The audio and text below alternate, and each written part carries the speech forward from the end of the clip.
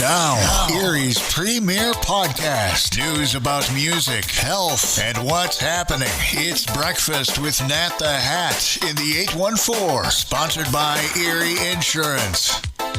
Well, this week's podcast is putting plans into action. Good morning, everyone. The investment playbook from Infinite Erie. This is a playbook to attract $1.1 billion of investment into our community. First off, it is a pleasure to meet President and CEO of Erie Insurance, Tim Nicastro. Tim, a partner and funder of Infinite Erie. Welcome. Hey, Nat. Good to be here. Great. You know, I'm curious, Tim, when did you start your career? My professional career started in about 1982. Really? Yep. So where did you start in the company? Well, I started actually at a public accounting firm in Cleveland. Okay. So I'm a CPA. I did public accounting for 10 years. Worked at Plastic Industries for 4 years. And I've been at Erie Insurance since 1996. 1996. Okay, and yet another CEO joins the podcast. It is Karen Billowith, President and CEO of the Erie Community Foundation since 2021. Karen, tell us about your beginnings in community philanthropy. Well, good morning, and thank you. I guess I've been working in community philanthropy since for about 20 years, so not quite as long as you, Tim, but I am just thrilled to be able to work every day with people who care about their community and the organizations that are helping make communities better, which is really the description of community philanthropy. Yes. Where did you grow up, Karen? I grew up in Vermont, so I'm very familiar with this part of the country. I've moved around a bit, having the opportunity to lead two other community foundations before coming to Erie and Erie Community Foundation. So, was it Idaho, Iowa? No? Most recently, Idaho. Okay, Idaho. Okay, because I was reading up on you. So how long were you in Idaho? I was there for 6 years, and before that, working in community philanthropy at both United Way and the Community Foundation in the Capital Region in New York. So how long did it take for you to go through the processes of becoming the CEO and president of the foundation here in Erie? To go through the process, it was really only a couple of months. It was, the board worked with a search firm, and the board and staff had their everything in order to do some really good interviews. And also, I will say they set up for me when I came into town to interview tours of things like EDDC. So I was energized by the community, the commitment of the foundation, but also that there was momentum happening in Erie. And that's what it's all about. Community philanthropy is about connecting resources to projects. And that's what we're doing with the investment playbook. Now, she's being Yes. modest. It took such a short period of time because she was clearly the best candidate. Yes, I was going to say, There's no Tim. question. We were selling her. For sure. And then I have got from the Community Foundation as well, it is Aaron Fessler, the Vice President of Marketing and Communications and Government Relations. Aaron and I worked side by side many, many years ago at the Community Blood Bank. That's where it all started. I was doing remotes for radio, encouraging people to come give the gift of life, right, Aaron? That's right. Aaron, what has been going on with you since the Community Blood Bank? Oh, so I started at the Blood Bank and PNC Bank, and then did a bunch of freelance and landed at the Erie Community Foundation. So How long have you been there, Aaron? since 2004. Oh. So I started when I was 5, but yeah, so it'll be 20 years next year. Well, you know, I was reading up on you on the Community Foundation website, and it says that you ran camera for Larry King. So I need to hear more about that. I did. And then he went in the hospital, and he was very sick for a long time. But that was a great experience. I worked at CNN down in Washington. Did you? It was a ton of fun. It was quite the experience. And Steve Scully was down there at the time at C-SPAN, and then Kathy Zarowski. So these are old media names who I think you know. Yes, for sure. Yes. Well, we're here to talk about the next big chapter in Erie. What I'd like to find out is What was the beginnings of Infinite Erie and this investment playbook that has a lot of great items in there? Can I start with you, Karen? Sure. The impetus for the investment playbook was really work that was done, supported by Erie Insurance, the Erie Community Foundation, and EGRA, the Erie County Gaming and Revenue Authority, which brought in a group called New Localism Associates and Bruce Katz, who helped Erie think about how we could leverage some of the findings from Erie Refocused and many other community plans to use all that planning that had already been done and say, how can we now move some of these things forward, because we have this once-in-a-lifetime really opportunity with the pandemic recovery funds. So that was the impetus, was bringing Bruce Katz to Erie. He helped us develop that investment playbook, but what I think is really important to emphasize is that he just facilitated that process. Erie already had the plans, and it was the vision of all of the people who were involved in developing the playbook that really bring it to life. And that's Erie. That's the community. Sure. I know from recent interviews about Infinite Erie that, Bruce came in and just said, we really need to figure out what we're going to do with those post-pandemic funds that were given to make an impact in our community. So that's where it started, right, Tim? Yep. That Karen and our organizations do a lot of work in the community together. So since she came on board, we really have galvanized our relationship, and we realize that we're funding a lot of the same things. We're being double dipped in some cases, and so we thought getting better coordinated would be very helpful. And Bruce had the idea of taking all these great ideas that emerged in different plans and organizing them into one playbook that can be actionable. I just love the fact that it's a playbook. Mm-hmm. That's a great way to become effective. It's kind of like a sports team that gets together and said, here's our playbook, and this is what we're going to do, right? Who all is involved in its implementation? Well, what came out of the playbook is the Infinite Erie Action Team, and the Action Team is a group of public, private, and philanthropic partners who are coming together to ensure that through our networks, resources, and relationships, we can help these projects go from plans into action. So Erie Insurance, the Community Foundation, the City of Erie, EGRA, the Chamber, the Jefferson Educational Society, and now many of the people who are implementing projects on the ground have become involved as well. So the group keeps growing as That's what I love to forward. hear. The group keeps growing. Yeah, but it's a public-private partnership. So we have many people, many local representatives from Pennsylvania involved. So their ideas are galvanized into the plan as well. People from the city and people from the federal government. Right. Infinite Erie was just awarded last month over $1 million from the ARC Power Grant. What will these monies be used for? This is a really important milestone for Infinite Erie because it is federal funding that is coming into Erie, and we're really excited about that. One of the things that we have learned as we've started implementing the projects in the playbook and assisting to implement them is that all of them are at different stages of readiness in order to implement, and some of them need some additional expertise with planning, feasibility, financial, building their financial plans.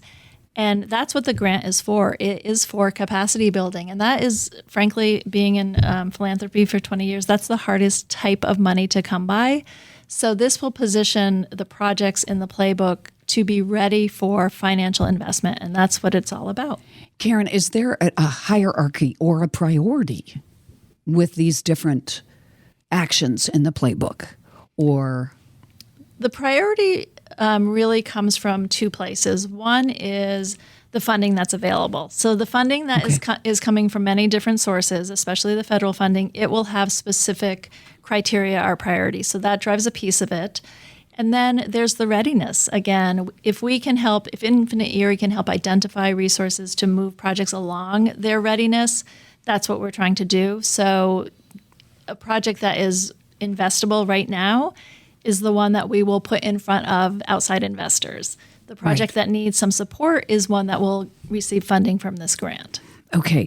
Karen, as an Erie Action Team chair, how does this help solidify the Community Foundation's commitment to help advance the Playbook initiatives? So this is very much aligned with the Community Foundation's mission and purpose. Our lens, if you will, is really about community development and how we ensure that all of the residents of Erie County are better off because of the grants and investments we make.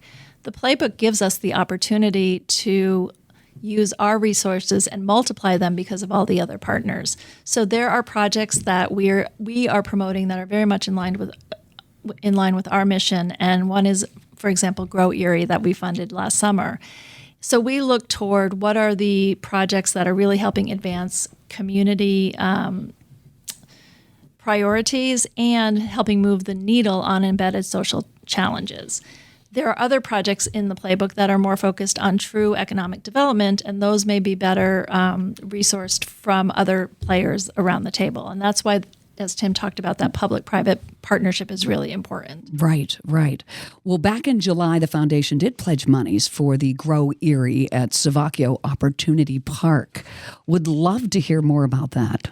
I have to look at my notes a That's little okay. bit on this because it's a little bit of a complicated project, but the real importance, I think, of the project is it is bringing investment to a community that hasn't received investment in a long time on the east side of Erie. And this project combines a greenhouse and a fishery in a closed, contained system where they support the growth. So the fish support the growth of the greenhouse products, and in the end, the products will be sold commercially to Curtsy and other food providers. So it's creating jobs and investment in that community. And then as it is built out in Savacchio Opportunity Park, the plan is to also have to promote gardening in the neighborhood. There are a lot of community gardens already in that neighborhood. Yes, very nice. And most importantly, from our perspective at the Community Foundation, it's supporting MCIC. So that is the investment corporation that is local. It's focused on minority investment, and we're helping to grow that whole neighborhood really through this project. And you know, that's when I drive by the Savacchio Opportunity Park. There is no opportunity. So this is really a great start and growing area that we really need to take a look at and help along. And I see that that's what's happening with the foundation. What were the other initiatives that you think will help revitalize these areas of concern in the city, especially on the East End? One of the other big priority areas of Infinite Erie is neighborhood investment. And that's working with neighborhood groups across the city to focus on affordable housing, housing redevelopment, and even commercial development in areas like east side of Erie, our West Bayfront, East Side Renaissance. Some of those neighborhood groups are our partners in that work. And we are helping them to think about how they, block by block, can help with that neighborhood and community development. One of the biggest goals in that work is increasing home ownership rates, especially among minority populations, because that is increasing wealth in our community, and that's how we get at moving that needle. Right. Erin. Yes. Just going to give Karen a break here. Okay. And the Community Foundation had yet another record-breaking year with Erie Gives. How much did we raise this past year? So we just had the 13th annual Erie Gives this past August, and we raised over $8.2 million for nearly 500 nonprofits. And when you look back on the history of Erie Gives, when we first started, we had about 200 nonprofits participating and about 2,000 donors.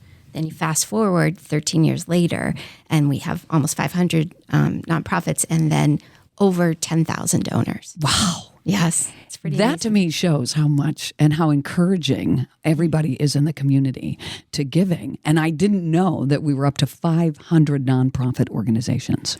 We are surrounded by nonprofit organizations in Erie County and the surrounding areas. That is incredible. Their economic impact is probably under the radar. I was going to say, like I was under the impression maybe there was 400, but now you're talking over 500. So they do. The nonprofits make a great impact in this community. Wow. And the beauty of Erie Gives, it's first of all, there's a community-wide spirit that happens on that day, but it's a chance for everyone to be a philanthropist. So the projects that Karen and Tim are talking about right now, those are major, major investments that are improving our community. They're transformational.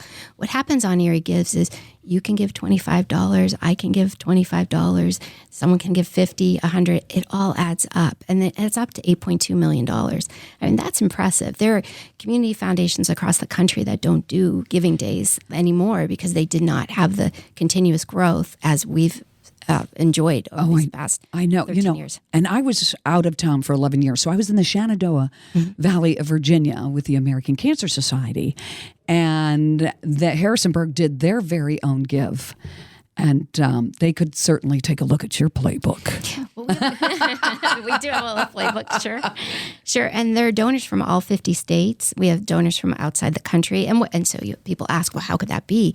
Well, WQLN. So we have a lot of Canadians who watch WQLN and support them. We have a lot of colleges on the Erie Gives website. So a lot of alumni. This is their chance to give back. So and then I have one of my favorite donors. She lives up in New York State, close to Manhattan, and her sister used to live here. Her sister since passed, and Maureen gives every year to Erie Gives, and like $5,000 to $6,000. She doesn't even live here, and she gives to Erie Gives. So it's special. It's something unique that I would love to figure out the psychology behind it because it is really a special day. It truly is. I love it. I love how it engages everybody. As Aaron said, like our kids are learning at a way earlier age the importance of philanthropy. Right. And this is approachable. It's easy. Right. And speaking of children, I know that you do some work with children at the Foundation for Philanthropy. Tell us more, Aaron. I know there isn't there some children that they get together and they decide who they want to give money to, and they talk to different nonprofit organizations. So that's called HEY, which stands for Here Erie's Youth. And the Erie Community Foundation gives a grant of $10,000 to these students, and they're sixth graders through high school students, and they choose which nonprofits to make their $10,000 worth of grant making. And it's as Tim just mentioned, it's a great way to introduce real philanthropy to them, right? And how they have to decide and pick which cause they want to support. And really so Erie Gives is our one day to introduce philanthropy, but really throughout the year, the other 364 days, our mission, or part of our mission, is to inspire, engage, and empower donors, and they can establish their own fund. They open up a fund at the foundation, and they decide every year, long after we're all gone, 100, 200 years from now, their fund is still giving to their favorite nonprofits. That's great. You know, our last discussion, Aaron, that you and I had, you talked about the rebranding, ladies. We're going through a rebranding for the Erie Community Foundation. Karen, you want to talk more about that? Yeah, I think after, we have such a strong brand already in the community and a trust in the community. So what we're hoping to do is our new strategic plan is really focused on ensuring that our philanthropy continues to be inclusive. So we're reaching out to different groups across cultures, across experience, across the community, and also that our grant making is inclusive and impactful. So we want our brand to reflect that. So I don't think it will be any big surprise what comes out of it, except that it will reflect a new philosophy and new approach for our work. We're really listening to the community and what they want to see that comes out of the Erie Community Foundation, because this is really your Erie Community Foundation. It's not the Erie Community Foundation, even though that's our legal name. But we just launched the survey yesterday. You can go to our website, our Facebook, and you can click on there and give your opinion. And the survey takes about 10 minutes, and it's simple, and it's just, we want to get feedback. Of course, everyone recognizes the acorn, and that is out in front of our offices at 6th and Walnut. And you certainly throw around an acorn quite a bit, too. I just want to let you know. I love it. I love that. So what that represents is if you were to plant an acorn today, 20 years from now, you would have a mighty oak tree. If you plant an endowment, a fund, a scholarship fund at the Erie Community Foundation, 20 years from now, your fund will still be producing and giving back to your community. That's great. Tim DeCastro, President and CEO of Erie Insurance. Tim, give us some insights on the layers, because there's plenty of layers of this playbook and Erie Insurance's commitment to the funding of it. Yeah, Nat, we have the good fortune, I guess, of being the largest employer in the area. And so when I took over the role, Mr. Hagan and I had a heart-to-heart conversation about where the situation that Erie was in at that time, the city. We were losing population steadily. We were the worst city of 100,000 or more to be African American in from an economic standpoint. Wow. The unemployment rate was very high. Access to health care was very limited. Homelessness was getting worse. And what we talked about was our headquarters is Erie. Our name is Erie. We're not leaving here. But if we're going to stay here and be successful, we needed to help raise this community up. And so we've become involved in a lot of different things that maybe seem different for an insurance company to be doing. We do a lot of real estate development in downtown. We were partnered with Erie Community Foundation in establishing the Erie Downtown Development Corporation. We're in our 7th year now and making a lot of progress. But by virtue of the work that we've done together as a community and by virtue of forming coalitions like Infinite Erie, we've been able to speak to the public sector with a single voice. And so we've had good success at bringing public dollars into the area to be part of the capital that we're able to deploy. The thing that's interesting about Infinite Erie and where Erie Insurance can plug in, we do a lot of philanthropic work. And we have very strong DEI initiatives going on at our company. The work of Infinite Erie, the different layers, as you call them, resonate with our organization on a variety of ways. So the company will support these things financially, but we'll also support them with in-kind labor. So we have people that have expertise in a wide variety of things. So we will help get these initiatives organized. We'll help get them funded. We'll do some of the funding, and we'll put boots on the ground for many of them as well. Our employees love working on things that are community-based, and anymore, we interview younger people, especially coming in, want to know, what are you guys doing in your communities? And so it's been a very attractive thing. I talked to our interns. We have about 125 interns per year, and I talked to them a couple times over the summer when they're in. I talked to them about Infinite Erie this last time. Last year, out of 110 interns, 88 took jobs with the company. We're thinking we'll get about 115 out of this last cohort. So the fact that we're getting better organized, and Infinite Erie is not a plan. It is, as you said, a playbook. This is something we're executing on. We have expertise in that arena, and so that's what we're trying to bring to the table. We know how to get things done, and you have to, I think that type of presence is really going to be important to accomplishing a lot of the initiatives. Well, and when you talk about interns coming in, and because they are our future, interns that you end up hiring and come here and work and live, so important, Tim, being the biggest employer in town. I notice there's a lot of great things going on down there too. We probably have room for the station down there. I look down there and I see what's going on. I know that after during the pandemic and after the pandemic, it's been kind of most people started working remotely. So we, encourage people to be downtown because that's how we get people to go out and eat and do all the different things that we have centered down here in downtown Erie. Any future plans in regards to remote work or getting more people back into the building, especially your new buildings? Yeah. We actually announced about 2.5 weeks ago our plan starting January 1st. Our employees will be granted a bank of days that they can work remotely. Oh, good. So rather than saying you're going to be on a 2-3 or a 3-2 or a 4-1, we've granted the employees 52 days, which conveniently equates to a 4-1 schedule. But the difference is you can take 10 of those days and take 2 weeks and go work in Florida in January. You could say, I hate the snow. Wow. I'm going to take 8 weeks in January and February. I need an application. I'm going to work from home. So we just thought it was a more Yes. creative approach to giving people flexibility, but while at the same time preserving what the relationship culture we have as a company. And the employees, the rumor floating around was Tim Nicastro is doing this because he wants to support his great downtown development work.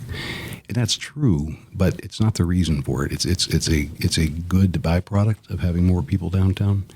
Starting in January, about 2,500 people per day more will be coming into downtown.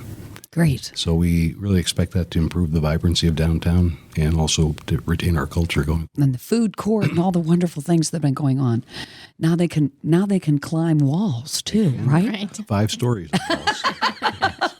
Because they just had a soft opening, correct? Yes. So like you could go over in your lunch hour and stress, Get a little workout. get rid of all the stress and do yourself a workout and climb. I don't know. I'm pretty scared of heights. So. But I'd love to see the facility. I'd love to have them on the podcast just to talk about what they're doing down there, because that is a huge building. It's a huge calling card in many markets. It attracts people from around the country. There are competitions. As of Friday, when we cut the ribbon, they had sold over 400 memberships. That is great. And they were targeting, I think, to get to about 2,000, and they figured it would take at least 3 years. They're now thinking they might be able to get there in a year. Wow. That's fantastic. That's good news. Well, there are several cross-cutting clusters in this, like the different strategies, like plastic and recycling, cross-cutting entrepreneurship, infrastructure, the downtown, the Bayfront, the 12th Street corridor, our neighborhoods, like everything is really listed in this playbook. Can we talk about the infrastructure? Now, that is probably where we have to come to terms with more, bring more people to the table in regards to that. Yep. Yeah, there's a lot packed into the infrastructure piece. There's the, broadband access is an important part Yes. of that. But also, our Bayfront Parkway is part of that. The 12th Street corridor is part of that. It's building the foundation for future growth and development, economic development, and other types of development. And really, the city has been underinvested for quite a while, and it shows. Right. Every time we want to build something new, Penelec has to come in and run power, and it's expensive to do. And the first one to build pays the bill for the infrastructure. So we know those investments are really important. And as Karen mentioned earlier, the priority is part being driven by money that's available. And at the federal level, there's a lot of infrastructure dollars available.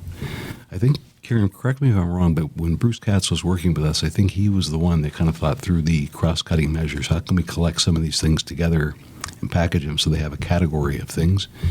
And I think our role going forward is to really balance the investments. You don't want to invest only in infrastructure or only in social things, social issues.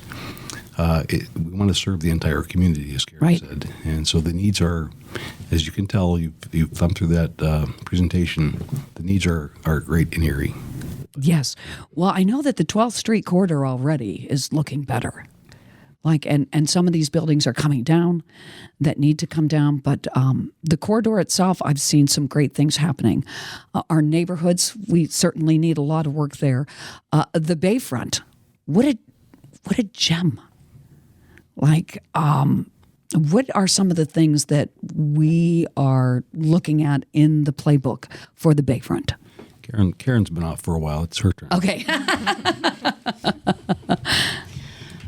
And this is to your question earlier about the additional partners and how that list keeps growing. So with both the Bayfront and with 12th Street, the RDA, so Tina Mangine, is very involved with the action team as well, because these are big projects that are require a lot of federal support, but also need an institution like that to be able to deliver Right. on the projects. So those are our partners. Same thing with the Port Authority. So bringing together the RDA, the Port Authority, the city to begin to develop a comprehensive plan for the waterfront is really important.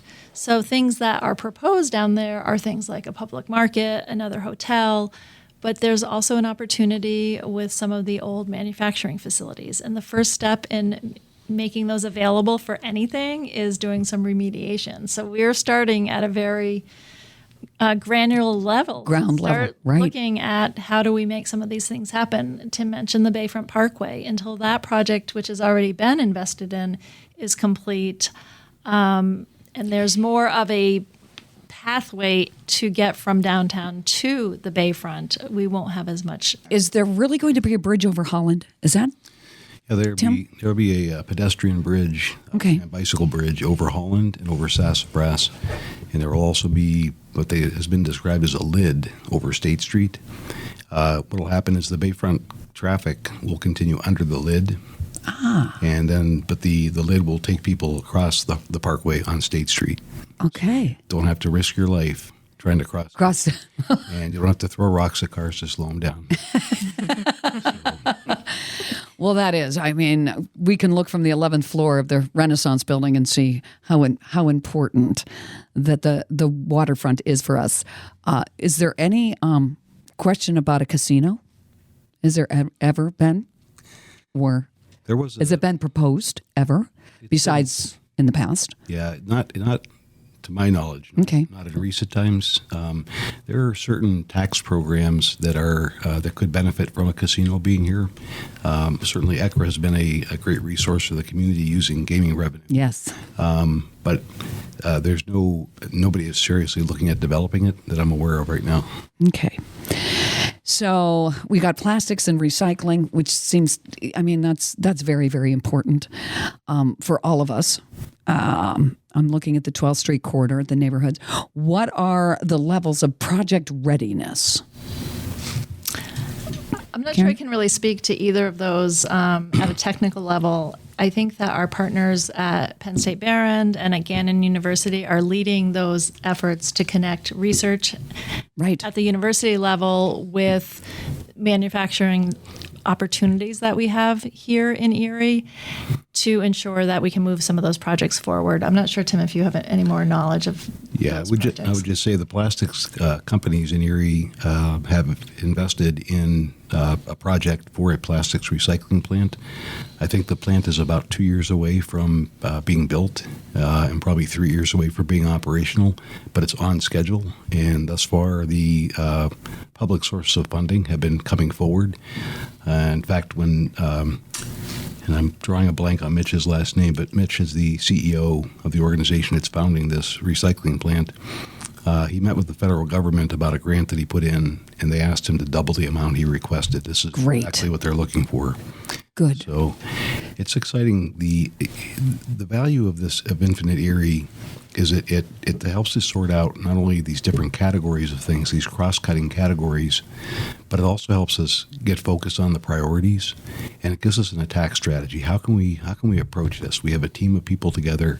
There are different elements of all these things. Money is a big part of getting the things done. Yes. But there's also know-how, and there's kind of stick-to-itiveness. This community sometimes starts things and doesn't finish them. But I think this gives us the playbook is not just what we're going to do, but it also gets into the support necessary along the way. And that's really what the organization Infinite Erie is. It's not a convener of the plans. It's a convener of the planning process, and then it is a mentoring resource going forward. So as these teams begin to execute, they're invariably going to run into snags and need help. So Infinite Erie will be there to either themselves provide support or identify where support can be gained to keep the momentum going. Yes. The driving force, Infinite Erie.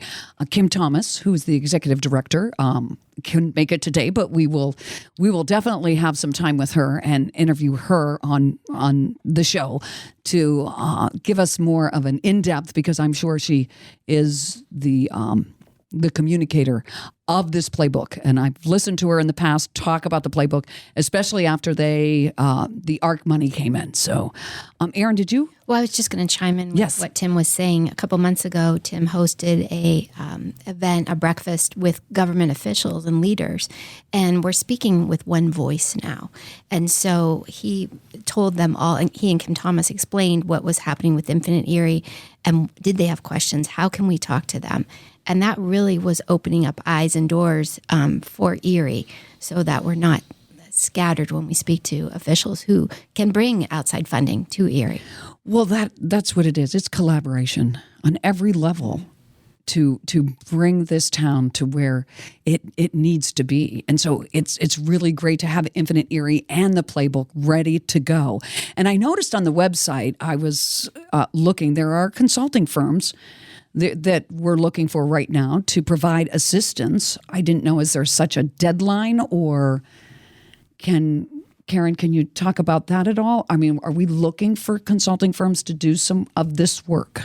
Right. So through the ARC Power Grant that we talked about earlier, there is an RFP currently on the Infinite Erie website, and I'm not sure what the deadline is, so people can take a look at the website and find that out. But it is for consultants to do different pieces of the work that we identified in that grant application. So helping develop minority businesses is one piece of it, and there are a couple of other things. So we already work with several consultants on different pieces of the Infinite Erie playbook.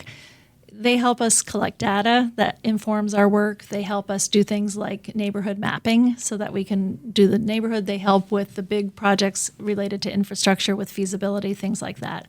That's the type of expertise that we use our collective group to bring in and then deploy it to and then make the decision. projects. Right. So they're like feasibility studies Yes. that need to be done for all these different projects. And then once that happens, then we get the green light. Exactly. Okay, great. Let's talk about our Black and brown communities. I know that there's, we got Black Wall Street involved. Can you tell me more about that? I think one of the things that we came up with this Infinite Erie as our name because we really wanted to build on the momentum, but also be able to demonstrate that this isn't just a short-term thing. That's why I love the name of it. So it's a great Right. name, but one of the taglines that we haven't talked about as much, which came out of the playbook, is that this was Erie's inclusive growth strategy, and equitable growth was really a priority.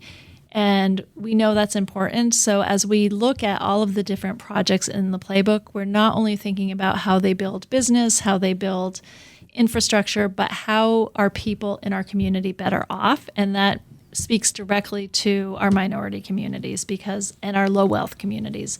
Until we help build wealth across the board, and as I said earlier, address some of the underlying issues, we won't have equitable recovery in Erie. And Tim, that's what you were talking about, everything in regards to the DEI programs that are going on that everybody needs to be aware of and be involved in. Yeah, this in Infinite Erie, I like to say it levels the playing field. Many of the underserved communities in our city and all cities don't have expertise in getting major projects done. And so what Infinite Erie will do is give equal access to those resources to teach people and walk them, kind of meet them where they are. We've been working, both of our organizations have been working very closely with the East Side Renaissance. We've been working on that for over 3.5 years now.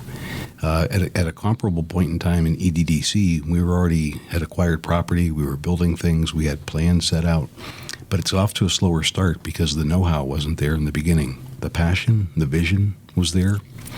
And just to be fair to everybody, why can't we exercise on on that vision? It's an important thing. Right. And there's so many people that just have not gotten a fair drink at the trough, so to speak. Yes. So I like to think of this as a way that all members of our community can come together and be given the guidance they need to execute on these things. That's great. Now, does the team meet on a regular basis? Your teams? Initially, we were meeting monthly. So we were committed to launching Infinite Erie and getting, moving the plan into action. What year? What year did we? It was June of 22 Okay. that we launched the playbook. So just over a year ago. Although, as Tim has referenced, many of those projects had been going on for several years. Yep. And now we meet less frequently as an action team, but the practitioners at the ground level are meeting more frequently. So our role is really, okay, once we understand a project's, what its needs are and where it is on that pipeline of readiness, how can we help? How can we help move you to the next stage?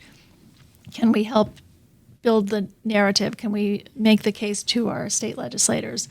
Those are the things that the action team is really helping with. Are there? Go ahead. Oh, and I Erin. was going to say, Karen has formed a funders group, and we meet every other month now. Quarterly. Okay, and we gather the banks together, the insurance company, just a group of funders who are learning about Infinite Erie and getting together and making it make more sense on how we make our gifts. Right. Grants. Are there any other funders involved besides Erie Insurance and the Erie Community Foundation? There will be. There will be. Yeah, there will be more funding coming. The public officials are, looking at this and trying to help us navigate sources of public funding. There will be more funders coming than there are right now. We're kind of. Is that what the action team does? I mean, is go out and talk to others about the playbook itself and the priorities of it. Yeah, absolutely. One of the programs that we're working on is broadband access, and we've had Joel Dudeman from VNet working with us there.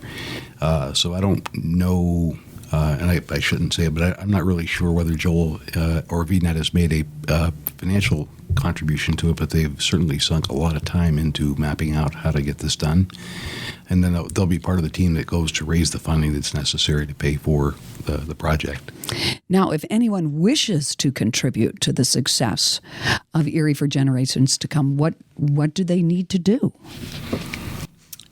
I think the best way right now to find out how they can contribute is to contact the Community Foundation. So they can contact me or Erin.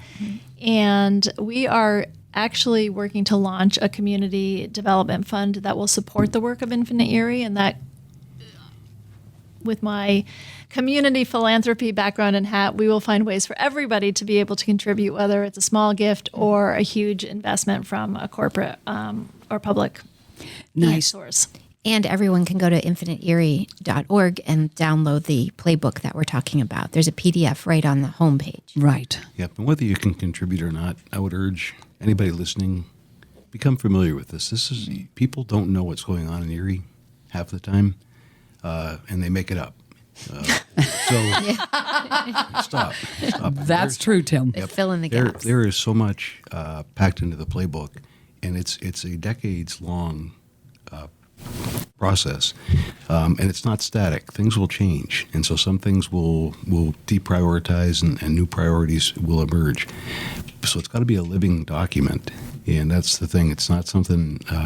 So this really isn't, the playbook isn't set in stone. There can be more things that come onto the playbook, and some items will go off the playbook. Yep. Is that what we're looking at? Yep. Dynamic. Dynamic. Yep. I noticed there was the number 35. Is that how many things are in this book right now? 35 different initiatives. In the current version. Yep. In the current version. Yep. Okay. And as Karen said, a lot of them were underway, but we wanted to get them collected so we could see everything in one place. And it's not exhaustive. There are still other things that we aren't aware of or that we are aware of that don't quite fit into the playbook right now. But it is a great repository of what this community and the leaders of the community believe are the most important things. Yes. One of the hardest parts of this was making sure we were getting input from all the important constituents, and then invariably you forget some people, and then they get upset with you, and so we include them in the next round. But I would say the team at the Community Foundation, and led by Kim's efforts with Infinite Erie, have done a really phenomenal job of making this a very inclusive process. People are invited to the table. That's great, and that's good to know, because once somebody gets online and takes a look at the playbook for Infinite Erie, they will know all the different things that, and I think it just starts at the very, like Karen said, boots on the ground, and collaborating. But I mean, just having a positive attitude about our town is really important at this point. Yeah. One of the things that Bruce Katz talked about when we launched the playbook and he addressed our community last year was, from his perspective, the biggest challenge to the success of the playbook and Infinite Erie would be a scarcity mentality. Mm-hmm. And that's really what we're talking about, thinking that we're going to not be successful, or that the 35 projects are competing against each other, that we needed to get beyond that to think of how we growth for everyone. Growth. Exactly. Right. Working smarter, not harder. Mm-hmm. I love that, Erin. Mm-hmm. Well, the reality is this: the investment playbook will see that our children, our grandchildren, and great-grandchildren will have a better quality of life. I mean, this is where it begins. And I believe the foundation of Infinite Erie, also the Erie Community Foundation, the great work that Erie Insurance has done, and Tim, that you have spearheaded. And I believe that all the volunteers in the nonprofit sector that do so much, and because that's the foundation of our community, is how many people step up and say, I'll volunteer for this, or I'll do that. And, I can help you with that feasibility study, and I won't charge you to do that. You know what I mean? Just people giving back. And this community is very, very good at that. LECOM Radio, of course, we are committed as well to informing our listeners of what's going on and all the great work that you're all doing. And I look forward to having Kim on, and then, getting updates on the progress to attract this $1.1 million of investment in our community. Yep. Tim? I don't know if it would surprise you to know this, but in the last 7 years, there's been nearly $1 billion of real estate investment in downtown. So that number seems huge in Infinite Erie, but it's surmountable. And people, I hope that more people gain confidence in Erie. It's not just okay to love Erie. You should love it. You should love it. Your tagline. I love it. Karen, anything else you'd like to add?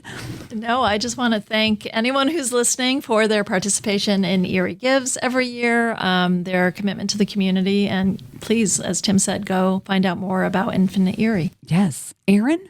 Second Tuesday of August is Erie Gives. So next year, that is August 13th of 2024. So we'd love to introduce you to philanthropy. Erin, speaking of that, do you do anything else? I think there's an annual fund or something that you're involved with too, besides the Give? We have an annual meeting every year in June.